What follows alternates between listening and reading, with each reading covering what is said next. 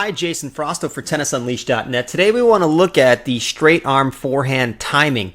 So there's not that many guys that hit with a straight arm on their forehand on the tour, but the ones that do tend to have big, heavy forehands or penetrating forehands. So we've got Grigor Dimitrov on the left, Rafael Nadal on the right, Roger Federer on the lower left, and then Juan Martín del Potro on the lower right. And we're really going to look at this today and just talk about the timing of when the arm actually gets straight. So we can see with all four guys that their arm is bent at this point in the swing. But again, the question is, when does the arm straighten out? How do you perform this movement? And how can you implement this on your own forehand?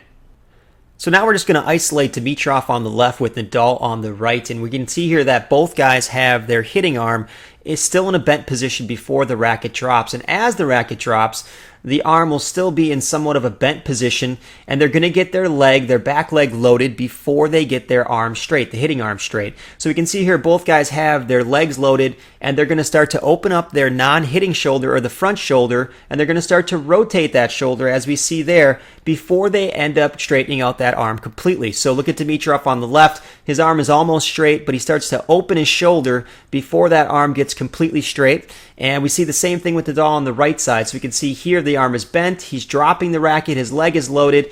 He starts to open the shoulders, and then the arm gets straight, and then they both go into the contact point as they get that arm straight.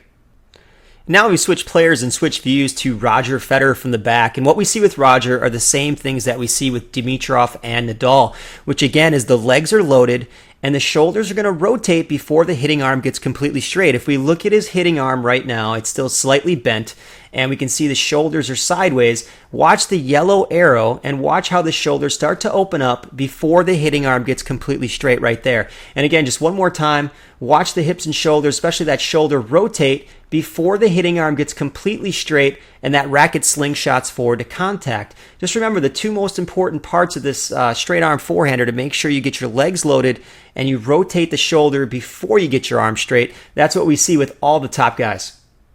I'm Jason Frausto for TennisUnleashed.net, and those are the keys to timing the straight arm forehand.